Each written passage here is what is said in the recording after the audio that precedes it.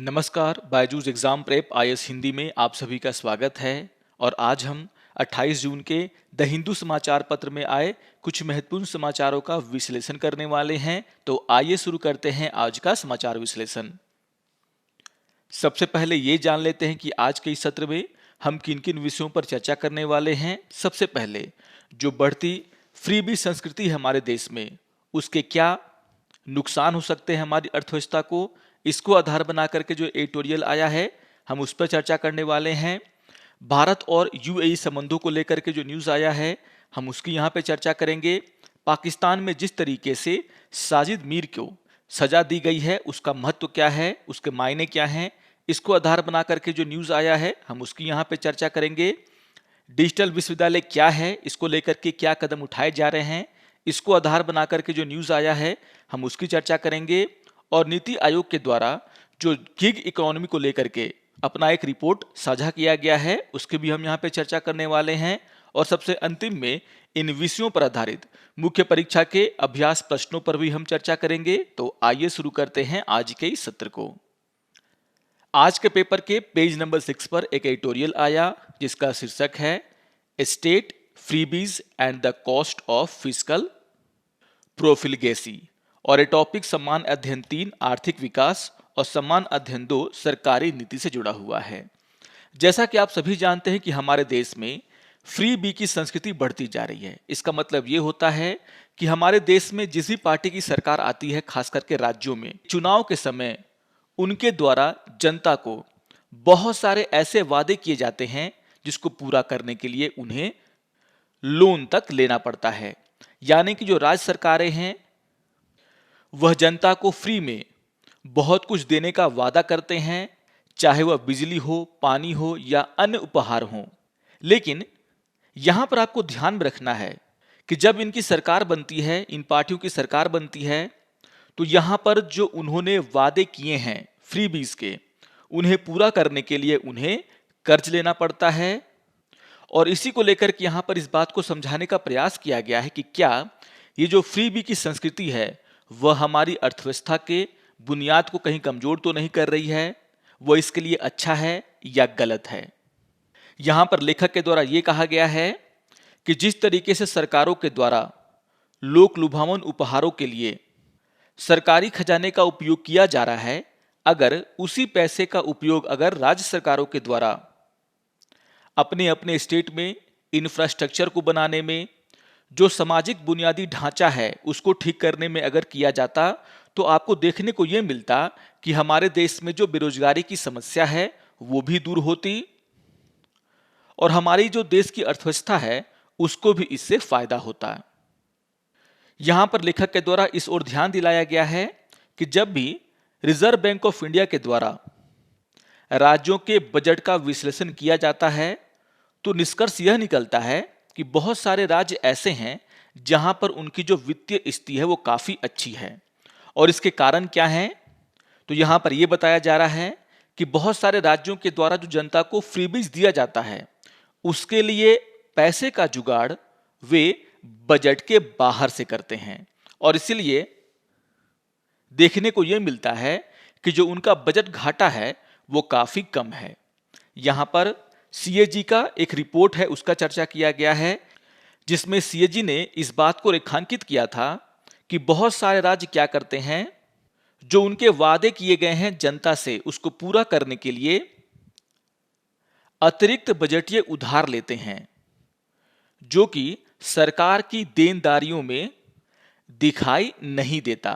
और अगर हम इन अतिरिक्त बजटीय उधार को सरकार की देनदारियों में अगर जोड़ दें तो आपको देखने को मिलेगा कि बहुत सारे राज्य ऐसे हैं जिनकी वित्तीय स्थिति अच्छी नहीं है। यानी कि इन राज्यों के द्वारा जो मुफ्त के उपहार जनता को दिए जाते हैं उसके लिए बहुत ही भारी मात्रा में उधार लिया जाता है, जिससे कि इन राज्यों की जो आर्थिक स्थिति है वो कमजोर धीरे धीरे होती जा रही है। यहां पर कारणों की भी चर्चा की गई है कि आखिर राज्य सरकारों के द्वारा ये फ्री वीज की घोषणाएं क्यों की जाती हैं। यहां पर जो सबसे बड़ा कारण है वो है वोट बैंक। आप सभी जानते हैं कि चुनावों को जीतने के लिए आजकल पॉलिटिकल पार्टीज के द्वारा इस तरह के वादे किए जाते हैं जो कि लोक लुभावन होते हैं। हालांकि यहां पर आपको यह भी ध्यान में रखना है कि अगर राज्यों के द्वारा जो राज्य के कमजोर वर्ग के लोग हैं उन्हें अगर सुरक्षा प्रदान करने के लिए कोई निश्चित राशि या खर्च किया जाता है तो यह भी आवश्यक है। यह बहुत ही जरूरी हो जाता है कि जो कमजोर वर्ग के लोग हैं उन्हें सरकारी सहायता मिले। लेकिन समस्या तब उत्पन्न होती है जब राज्य सरकारों के द्वारा उधार लेकर के, ऋण लेकर के राज्य की जनता को फ्री बीज दिए जाते हैं। यहां पर लेखक का यह कहना है कि राज्यों के द्वारा जो उधार लिया जाता है, अगर उस पैसे को उस राज्य के बुनियादी ढांचे को ठीक करने में खर्च किया जाए, लोगों को कौशल सिखाने में खर्च किया जाए, शिक्षा पर, सड़क पर, बिजली की जो व्यवस्था है उसको ठीक करने पर खर्च किया जाए, तो यहां पर लोगों को कहीं ज्यादा फायदा हो सकता है। यहां पर यह कहा गया है कि आखिर हम इसे कैसे रोक सकते हैं। यहां पर लेखक का यह कहना है कि विपक्षी पार्टियों के द्वारा भी इसको रोकने के लिए कोई बड़ा मुहिम नहीं चलाया जा रहा है, क्योंकि वो भी जानते हैं कि उन्हें भी चुनाव लड़ना है और यहां पर विपक्षी दल जिनकी ये जिम्मेदारी होती है कि अगर सरकार कुछ गलत काम कर रहा है तो उसका विरोध करना, वो भी फ्री बीज को लेकर के सरकारों पर दबाव नहीं बनाते हैं। यहां पर सीएजी ऑडिट की चर्चा की गई है और कहा गया है कि भले ही सीएजी के ऑडिट में इस बात को उठाया गया है कि राज्यों के द्वारा ऋण लेकर के चुनावी वादों को पूरा किया जा रहा है, फ्री बीज जनता को दिया जा रहा है, लेकिन आप सभी जानते हैं कि सीएजी की रिपोर्ट पर ज्यादा कार्रवाई नहीं की जाती है सरकारों के द्वारा। यहां पर कुछ सुझाव दिए गए हैं लेखक के द्वारा कि कैसे हम इसको रोक सकते हैं, जो कि काफी महत्वपूर्ण है आपको इस मुद्दे को समझने के लिए।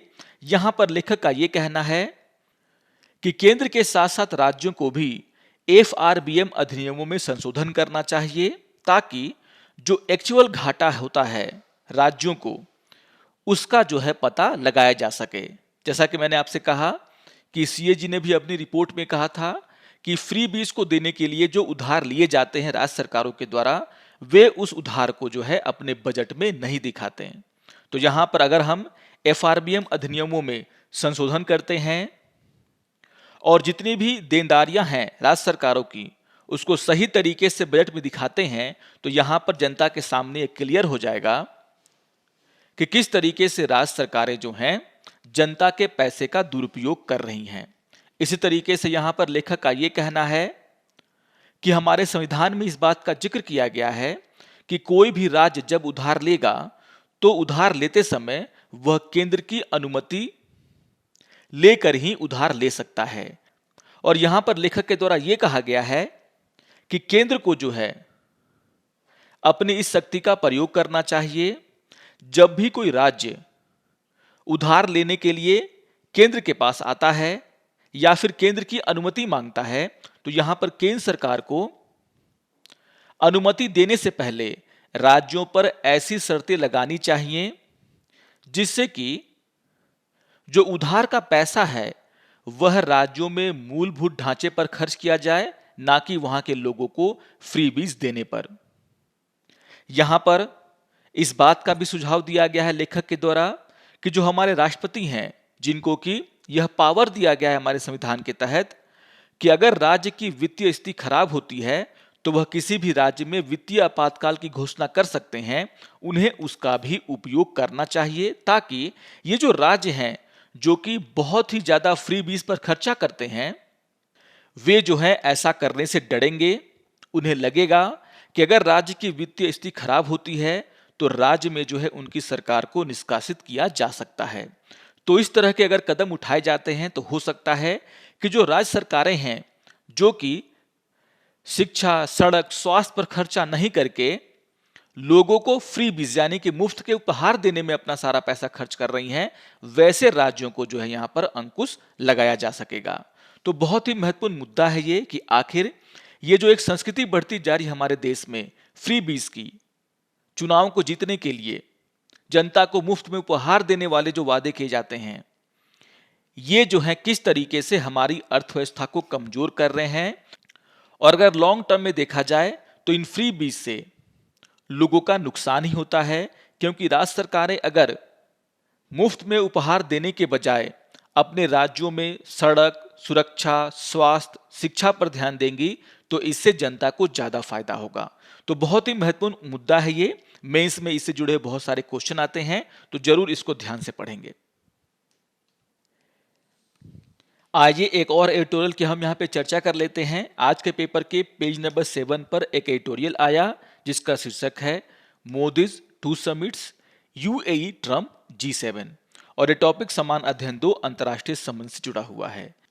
इस एडिटोरियल में इस बात का जिक्र किया गया है कि हमारे देश के जो प्रधानमंत्री हैं वह 2 शिखर सम्मेलन में भाग लेने के लिए बाहर जा रहे हैं। जो पहला शिखर सम्मेलन है वह G7 का शिखर सम्मेलन है जो कि जर्मनी में होने वाला है और वहां पर G7 के द्वारा जो है भारत के प्रधानमंत्री को विशेष आमंत्रण दिया गया है। उसी तरीके से 28 जून को यूएई के राष्ट्रपति के साथ प्रधानमंत्री की मुलाकात होने वाली है और यहां पर भारत और यूएई के बीच में जो द्विपक्षीय शिखर सम्मेलन है उसको लेकर के बैठकें आयोजित की जाएंगी। लेकिन यहां पर लेखक का यह कहना है कि इन दोनों शिखर सम्मेलन में जो सबसे ज्यादा महत्वपूर्ण शिखर सम्मेलन है वो है यूएई के साथ भारत की बातचीत। यहां पर भारत और यूएई के संबंधों को लेकर के कुछ बहुत ही महत्वपूर्ण जानकारियां दी गई हैं जिसको जानना आपके लिए बहुत ही आवश्यक है। यहां पर डेटा दिया गया है कि जो संयुक्त अरब अमीरात है वह 2021 में जर्मनी और फ्रांस के संयुक्त निवेश की तुलना में भारत में अधिक निवेश उसके द्वारा किया गया है। यानी कि अगर हम संयुक्त अरब अमीरात का भारत में निवेश देखें तो वह जर्मनी और फ्रांस के कुल निवेश से भी ज्यादा है। यहां पर यह भी कहा गया है कि आखिर क्यों जो यूएई के साथ बातचीत होने वाली है वह G7 के शिखर सम्मेलन से भी ज्यादा महत्वपूर्ण है। तो यहां पर आपको ध्यान में रखना है कि जो संयुक्त अरब अमीरात है उसके साथ भारत ने जो है अभी हाल ही में एक आर्थिक भागीदारी समझौते पर हस्ताक्षर किए हैं, जबकि G7 के किसी भी देश के साथ भारत का अभी द्विपक्षीय व्यापक आर्थिक भागीदारी समझौता नहीं हो पाया है। तो इस वजह से भी यूएई के साथ जो भारत की बैठक होने वाली है वह कहीं ना कहीं G7 से ज्यादा महत्वपूर्ण है। यहां पर लेखक के द्वारा एक और डेटा दिया गया है जिसमें कहा गया है कि भारत और यूएई के बीच में जो द्विपक्षीय व्यापार है वह 2021-22 में जो है 68% बढ़ा है और यह बढ़ करके $72.9 बिलियन का हो गया है जो कि एक नया रिकॉर्ड है। इसी तरीके से आप सभी जानते हैं कि भारत जो है दुनिया की सबसे तेज गति से बढ़ने वाली अर्थव्यवस्थाओं में एक है और भारत में जो है यूएई के द्वारा जो निवेश किया जाना है उसकी बहुत ज्यादा संभावनाएं हैं, क्योंकि भारत में अगर हम पेट्रोकेमिकल्स की बात करें, फार्मास्यूटिकल्स की बात करें, नवीकरणीय ऊर्जा की बात करें, बुनियादी ढांचे की बात करें, विनिर्माण सेक्टर की बात करें, यहां पर जो है निवेश के लिए भारत जो है एक बहुत ही आकर्षक बाजार है और यूएई के जो निवेशक हैं वो इन सभी क्षेत्रों में भारत में निवेश करना चाहते हैं। यहां पर इस बात की भी चर्चा की गई है कि भारत से बहुत सारे लोग जो हैं यूएई में काम करने के लिए जाते हैं और इसीलिए कहीं ना कहीं भारत और यूएई का संबंध जो है वो बहुत ही महत्वपूर्ण हो जाता है। यहां पर भारत सरकार के द्वारा यूएई में काम की तलाश में जाने वाले लोगों को कौशल सिखाया जा रहा है ताकि जो यूएई की आवश्यकताएं हैं उनके अनुरूप हम जो है श्रम शक्ति उन्हें मुहैया करा सकें। आप सभी जानते हैं कि इससे भारत को भी फायदा होता है। जो रेमिटेंस वहां से आता है उससे जो है हमारी इकोनॉमी को बहुत ही ज्यादा फायदा होता है। इसी तरीके से यहां पर यह भी बताया गया है कि जो दोनों देश हैं वह इस क्षेत्र में युद्ध से तबाह हुए जो देश हैं यानी कि Yemen, Syria, Somalia, Iraq, Libya, Afghanistan, उनके पुनः निर्माण में जो है एक दूसरे का सहयोग कर सकते हैं। आप सभी को ध्यान में रखना है कि भारत और यूएई ने आतंकवाद को खत्म करने को लेकर के एक दूसरे का सहयोग करने के लिए हामी भरा है। ये देश एक दूसरे का सहयोग कर भी रहे हैं, लेकिन अभी भी मनी लॉन्ड्रिंग और जो नशीले पदार्थों का तस्करी होता है उसको लेकर के भारत और यूएई को काफी कुछ करने की आवश्यकता है। तो यहां पर इन सभी बातों का जिक्र करते हुए लेखक के द्वारा इस बात को समझाने का प्रयास किया गया है कि किस तरीके से ये जो दो शिखर सम्मेलन होने वाले हैं, एक तो G7 का शिखर सम्मेलन और दूसरा यूएई के साथ भारत के प्रधानमंत्री की जो बातचीत है, उसमें से यूएई के साथ जो शिखर सम्मेलन होने वाला है वो काफी ज्यादा महत्वपूर्ण है। इस पूरे क्षेत्र में भारत और यूएई के बीच में अगर संबंध अच्छा होता है तो दोनों देशों को फायदा होने वाला है। दोनों के जो आपसी हित हैं वह एक जैसे हैं। आतंकवाद के मुद्दे पर, मनी लॉन्ड्रिंग के मुद्दों पर दोनों देशों का जो सोच है वह एक जैसा है। तो बहुत ही महत्वपूर्ण न्यूज हो जाता है ये समझने के लिए कि आखिर भारत और यूएई के संबंध क्यों इतने महत्वपूर्ण हैं। तो इस न्यूज को भी आप लोग जरूर ध्यान से पढ़ेंगे। आइए एक और न्यूज पर हम यहां पे चर्चा कर लेते हैं। आज के पेपर के पेज नंबर 8 पर एक एक्सप्लेनर आया जिसका शीर्षक है the significance of Sajid Mir conviction in Pakistan, और ये टॉपिक समान अध्ययन 2 अंतर्राष्ट्रीय संबंध से जुड़ा हुआ है। तो जैसा कि आप सभी जानते होंगे कि 2008 में लश्कर-ए-तोयबा के द्वारा मुंबई में हमला किया गया था। उसके जो ट्रेंड आतंकवादी थे उन्होंने बहुत सारे लोगों की जानें ली थीं, और इन हमलों में एक बहुत ही महत्वपूर्ण भूमिका निभाने वाला व्यक्ति जिसका नाम है साजिद मीर, उसको जो है पाकिस्तान की आतंकवाद विरोधी अदालत के द्वारा आतंकवाद के वित्त पोषण के आरोप में दोषी ठहराया गया है।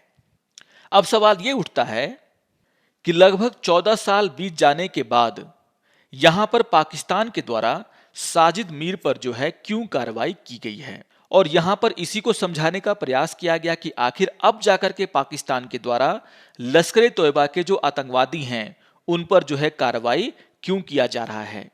यहां पर बहुत सारे लोगों का यह कहना है कि साजिद मीर को जो यह सजा दी गई है वह इसीलिए दिया गया है ताकि पाकिस्तान जो है यह दिखा सके पूरी दुनिया को कि वह आतंकवाद के वित्त पोषण को लेकर के बहुत ही सीरियस है, वह अपने देश में इसके खिलाफ कार्रवाई कर रहा है ताकि उसे जो है financial action task force FATF के ग्रे लिस्ट से जो है बाहर निकाल दिया जाए। आप सभी को यह भी ध्यान में रखना है कि नवंबर 2020 में ही पाकिस्तान के द्वारा लश्कर-ए-तैयबा के जो प्रमुख हैं हासिफ सईद, उन्हें जो है आतंकवादी फंडिंग के कई मामलों में जेल की सजा सुनाई गई थी। तो यहां पर ये जो सारे एक्शन लिए जा रहे हैं पाकिस्तान के द्वारा, ये सिर्फ इसीलिए हैं ताकि दुनिया के देशों को ये लगे कि पाकिस्तान जो है अपने देश में आतंकी फंडिंग को लेकर के कार्रवाई कर रहा है और उसे जो है FATF के ग्रे लिस्ट से बाहर निकाल दिया जाए। अगर हम साजिद मीर की बात करें तो आपको ध्यान में रखना है कि 2012 में ही US ट्रेजरी विभाग के द्वारा यह बात कहा गया था कि साजिद मीर जो है इन हमलों का मास्टरमाइंड है। उसी ने जो है इन 10 लोगों को प्रशिक्षित किया था जिन्होंने मुंबई में जाकर के हमला किया। इसने जो है इन लोगों को इंस्ट्रक्शन दिए। ऑपरेशन के दौरान जो बंधक बनाए गए थे होटल में, उन बंधकों को मारने का निर्देश भी इसी के द्वारा दिया गया था। यानी कि हम ये कह सकते हैं कि जो 2008 का हमला था मुंबई पर लश्कर-ए-तोयबा के द्वारा, उसमें साजिद मीर ने जो है एक बहुत बड़ी भूमिका निभाई थी। अब यहां पर इस बात को लेकर के चर्चा किया गया कि आखिर पाकिस्तान अब जो है ऐसी कार्रवाइयां क्यों कर रहा है। तो जैसा कि मैंने कहा कि पाकिस्तान जो है जून 2018 से ही FATF के ग्रे लिस्ट में है और उसे जो है इस बात को बतलाना है कि वह जो है अपने देश में आतंकी फंडिंग को लेकर के सीरियस है, उसके ऊपर कार्रवाई उसके द्वारा किया जा रहा है ताकि उसे FATF से बाहर निकाल दिया जाए। आपको ध्यान में रखना है कि जब भी कोई देश FATF की ग्रे लिस्ट में चला जाता है, इस पर हमने चर्चा भी किया था इसी न्यूज एनालिसिस में, आप लोग को याद भी होगा, और मैंने आपको वहां पर बताया था कि अगर कोई देश FATF के ग्रे लिस्ट में चला जाता है तो उसके लिए अंतर्राष्ट्रीय व्यापार करना काफी मुश्किल हो जाता है, क्योंकि दुनिया के जो बड़े बड़े इन्वेस्टर्स हैं वे जो है उस देश में जाकर के अपना इन्वेस्टमेंट नहीं करते हैं और आप सभी जानते हैं कि पाकिस्तान की जो माली हालत है, उसकी जो अर्थव्यवस्था की हालत है, वो काफ़ी खराब है और ऐसी स्थिति में उसे जो है फॉरेन डायरेक्ट इन्वेस्टमेंट चाहिए। और इसलिए पाकिस्तान की सरकार वो पूरा कोशिश कर रही है कि उसे जो है ग्रे लिस्ट से बाहर निकाला जाए और इसीलिए घटना के 14 साल बीत जाने के बाद जो है अब पाकिस्तान जो है इन लोगों पर कार्रवाई कर रहा है। अगर हम लश्कर तोयबा की बात करें तो आपको ध्यान में रखना है कि लश्कर तोयबा जो है वह पाकिस्तान का जो आईएसआई है उसका एक पपेट है, खिलौना है और इसका इस्तेमाल आईएसआई के द्वारा जो है भारत में हमले कराने के लिए किया जाता है। यह तहरीके तालिबान पाकिस्तान और जैसे मोहम्मद से अलग है क्योंकि ये जो ग्रुप हैं यानी कि जो तहरीके तालिबान पाकिस्तान है या फिर जैसे मोहम्मद है, ये ऐसे समूह हैं जो पाकिस्तान के अंदर आतंकी हमले करते हैं और वहां की चुनी हुई सरकार को जो है उखाड़ फेंकने का आह्वान करते हैं। लेकिन जो लश्कर तोयबा है उसकी भूमिका ये नहीं है, वो पाकिस्तान के अंदर कोई आतंकी हमला नहीं करता है, ना ही वह वहां की चुनी हुई सरकार को उखाड़ करके फेंकने की बात करता है। वह जो है एक तरीके से पाकिस्तान सरकार के लिए काम करता है। इसे जो है पाकिस्तान के द्वारा जो है भारत को केंद्रित करके बनाया गया था ताकि इसका उपयोग करके पाकिस्तान जो है भारत में आतंकवादी कृत्यों को अंजाम दे सके। और यहां पर सबसे अंतिम में लेखक के द्वारा इस बात पर भी चर्चा किया गया है कि अगर पाकिस्तान के द्वारा लश्कर तैयबा जैसे समूहों पर लगाम नहीं लगाया जाता है तो इसके बहुत ही गंभीर परिणाम पाकिस्तान को भुगतने होंगे।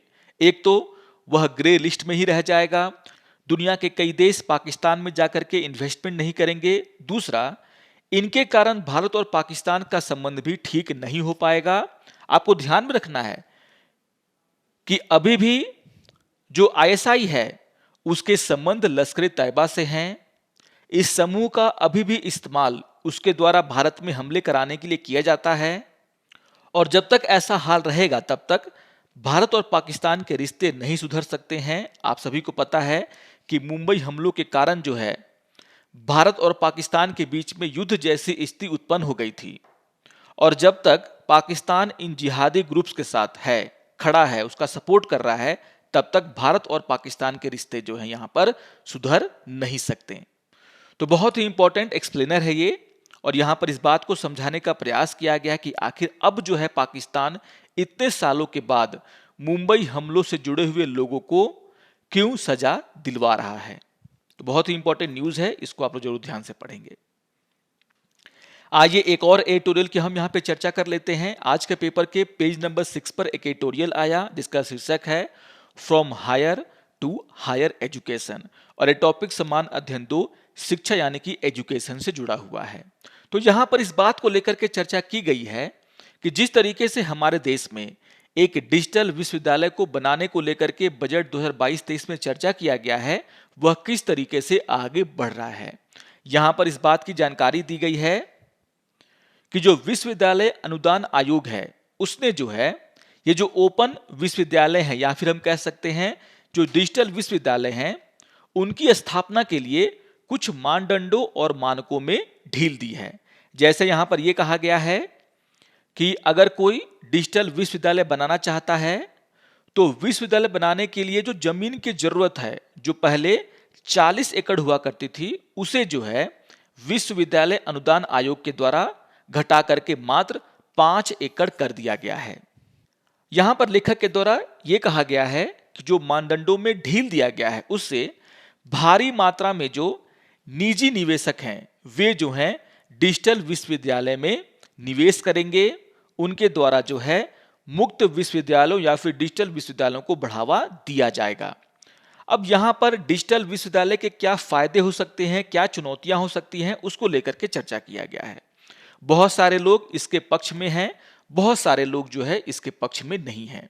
अगर हम पक्ष की बात करें तो यहां पर लोग के द्वारा यह तर्क दिया जाता है कि जो वर्तमान मॉडल है वह असक्षम है। आप देख सकते हैं कि कोविड का जो लॉकडाउन हुआ था उस दौरान बहुत सारे ऐसे बच्चे थे, स्कूल कॉलेज जाने वाले स्टूडेंट्स थे जिनकी पढ़ाई जो है पूरी तरीके से खत्म हो गई थी। तो यहां पर लोग का यह कहना है कि अगर हमारे देश में डिजिटल विश्वविद्यालय खुलते हैं तो कभी भी अगर भविष्य में इस तरह के सिचुएशन बनते हैं तो यहाँ पर बच्चों की पढ़ाई जो है उस तरीके से बाधित नहीं होगी।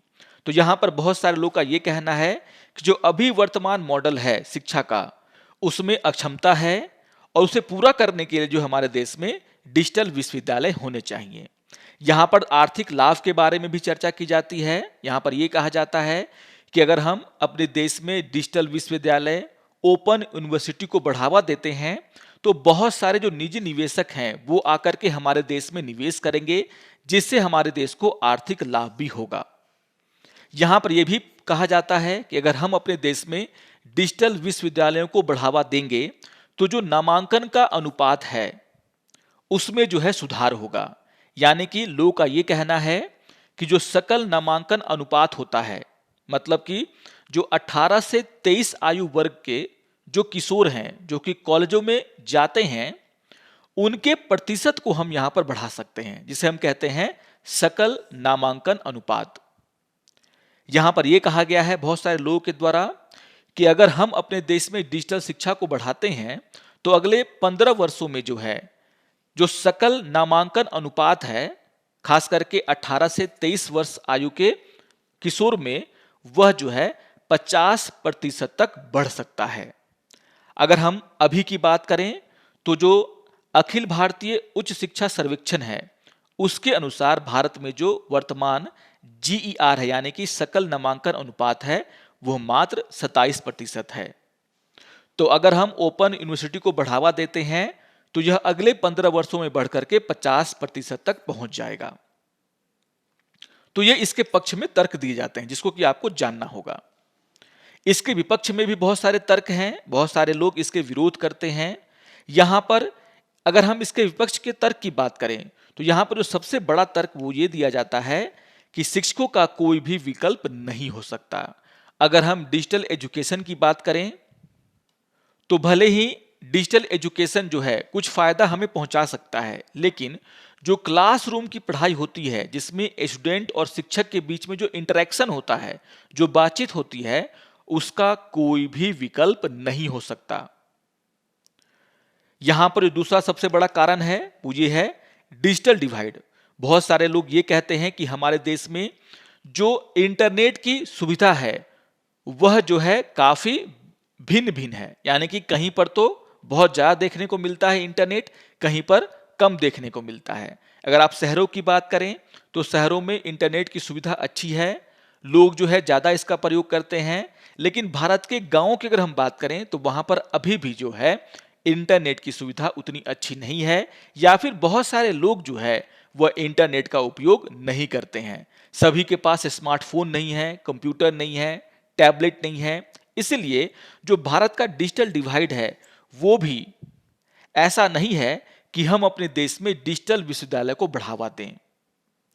यहां पर यह भी कहा जाता है बहुत सारे लोगों के द्वारा कि जो ऐसे कार्यक्रम है यानी कि डिजिटल शिक्षा की जो हम बात करते हैं वे कितने सफल होंगे भारत में या फिर कितने प्रभावी होंगे, इसका भी कोई आकलन हमारे देश में अभी तक नहीं हुआ है। तो यहां पर जो विपक्ष में तर्क दिए जाते हैं उसको भी आपको जानना है। तो आखिर ये डिजिटल विश्वविद्यालय क्या होते हैं या किस तरह के कोर्सेज जो है मुहैया करा सकते हैं, इससे क्या फायदे हो सकते हैं, ये आपको जानना है। पक्ष में जो तर्क हैं उसको आपको जानना है, और कुछ लोगों के द्वारा जो इसके विपक्ष में तर्क दिया जाता है उसके बारे में भी आपको जानना बहुत ही जरूरी है। तो बहुत ही इंपॉर्टेंट न्यूज है ये, इसको भी आप लोग जरूर ध्यान से पढ़ेंगे।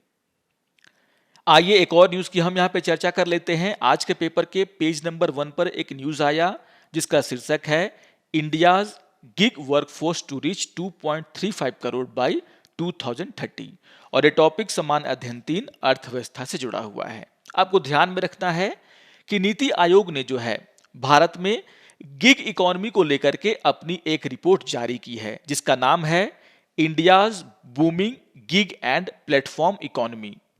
और इस रिपोर्ट में जो है नीति आयोग के द्वारा यह दावा किया गया है कि भारत में जो गिग कर्मचारी हैं उनकी संख्या में लगातार बढ़ोतरी हो रही है, और साल 2030 तक इनकी जो संख्या होगी यानी कि जो गिग वर्कर्स होंगे उनकी संख्या लगभग 2.35 करोड़ तक पहुंच सकती है।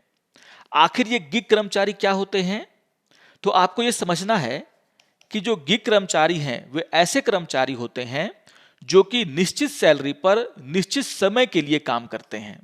आपने जो है आउटसोर्स काम के बारे में सुना होगा, यानी कि आप घर में बैठे हैं और आपको जो है 2 घंटे का काम दिया गया, आपने उस काम को अगर पूरा किया तो आपको 2 घंटे की सैलरी आप तक पहुंच गई। तो यहां पर आपको यह समझना है कि जो गिग कर्मचारी हैं वे ऐसे कर्मचारी होते हैं जो कि निश्चित सैलरी पर एक निश्चित समय के लिए काम करते हैं, और ऐसे लोगों की जो संख्या है वो हमारे देश में अब बढ़ती जा रही है। नीति आयोग का जो रिपोर्ट है उसमें यह कहा गया है कि साल 2020-21 में जो है गिग कर्मचारियों की जो संख्या थी वो लगभग 77 लाख थी, लेकिन जो है इसमें तेजी से बढ़ोतरी देखने को मिल रहा है। गिग कर्मचारियों की बढ़ती संख्या को देखते हुए यहां पर नीति आयोग ने जो है सरकार से सिफारिश की है कि सरकार के द्वारा इन गिग कर्मचारियों और उनके परिवार की सामाजिक सुरक्षा को लेकर के कोई योजना लेकर के आनी चाहिए। तो जैसा कि आप सभी जानते हैं कि ये जो कर्मचारी हैं वो कोई परमानेंट एम्प्लॉय नहीं है, इन्हें जो है घंटे के हिसाब से, दिन के हिसाब से काम का पैसा मिलता है, यानी कि जो ऐसे कर्मचारी होते हैं उनके पास कोई भी सोशल सिक्योरिटी नहीं होता है, और इनकी सामाजिक सुरक्षा को देखते हुए सरकार को इनके लिए भी कोई ना कोई योजना लेकर के आनी पड़ेगी, क्योंकि इनकी जो संख्या है वह 2030 तक काफी ज्यादा हो जाएगी, और जो इनके एम्प्लॉयर हैं उनके द्वारा इनका शोषण ना किया जाए इसको लेकर के भी सरकार को जो है कानून बनाने होंगे। रिपोर्ट में यह कहा गया है कि 2029-30 तक गिग कर्मचारियों की संख्या जो है गैर कृषि वर्कफोर्स का 6.7% होगा, और भारत में कुल आजीविका का 4.1% होगा, यानी कि भारी मात्रा में जो लोग हैं वह ऐसे क्षेत्रों में काम करने वाले हैं, और इनकी सोशल सिक्योरिटी यानी कि सामाजिक सुरक्षा और इनका शोषण ना किया जाए इसको लेकर के भारत सरकार को कोई ना कोई कानून लाना होगा, योजनाएं बनानी होगी। तो काफी महत्वपूर्ण न्यूज है ये, इसको भी आप लोग जरूर ध्यान से पढ़ेंगे। आइए अब इन विषयों पर आधारित मुख्य परीक्षा के अभ्यास प्रश्नों पर चर्चा कर लेते हैं। यहां पर क्वेश्चन नंबर 1 है, क्या मुफ्त उपहार भारत के आर्थिक विकास को प्रभावित कर रहे हैं? अर्थव्यवस्था पर मुफ्त उपहारों के प्रभाव का आलोचनात्मक विश्लेषण करें। तो बहुत ही महत्वपूर्ण क्वेश्चन है ये, इसको जरूर लिखने का आप लोग प्रयास करें। अगर आप मेंस का एग्जाम देने वाले हैं तो जरूर इसके उत्तर को लिखने का प्रयास करें कि आखिर किस तरीके से जो मुफ्त उपहार यानी कि फ्री बीज की राजनीति हमारे देश में हो रही है वह जो है आर्थिक विकास को प्रभावित कर सकती है। और यहां पर आपको यह समझाना होगा कि अगर हम फ्री बीज देते हैं तो इसके नुकसान क्या हो सकते हैं। अगर राज्य सरकार के पास कुछ पैसे हैं तो उसका इस्तेमाल वह अपने राज्य में इंफ्रास्ट्रक्चर को बढ़ाने के लिए, शिक्षा, स्वास्थ्य, सुरक्षा इस पर कर सकती हैं, ना कि लोगों को मुफ्त के उपहार देने में। तो इन सभी बातों की आप यहां पर चर्चा करें। आइए अब क्वेश्चन नंबर 2 पर चर्चा कर लेते हैं। क्वेश्चन नंबर 2 है, डिजिटल विश्वविद्यालय कैसे भारत की शिक्षा प्रणाली को बदल सकता है? डिजिटल लर्निंग की चुनौतियां और अवसर पर चर्चा करें। तो इस पर मैंने आपको सारे पॉइंट्स बताए हैं। मैंने आपको चुनौतियों के ऊपर भी चर्चा किया है, और जो अवसर हैं मतलब जो इसके पक्ष में बातें हैं उसके बारे में भी चर्चा किया है। तो आप दोनों बातों की यहां पर चर्चा करें और समझाएं कि किस तरीके से जो डिजिटल विश्वविद्यालय हैं वो भारत की शिक्षा प्रणाली को बदल सकते हैं। तो बहुत ही महत्वपूर्ण क्वेश्चन है, इसको भी आप लोग जरूर लिखने का प्रयास करें। तो आशा करता हूं कि आप सभी को आज का समाचार विश्लेषण पसंद आया होगा। सारे टॉपिक्स बहुत ही महत्वपूर्ण हैं, जो भी महत्वपूर्ण बातें मैंने आपको यहां पर दी हैं उनको आप जरूर नोट डाउन कर लेंगे। और अगर आपको ये वीडियो अच्छा लगे तो आप जरूर इसको लाइक करें, शेयर करें और दूसरों को भी सब्सक्राइब करने के लिए प्रेरित करें। तो मिलते हैं समाचार विश्लेषण के अगले अंक में, तब तक के लिए नमस्कार और धन्यवाद।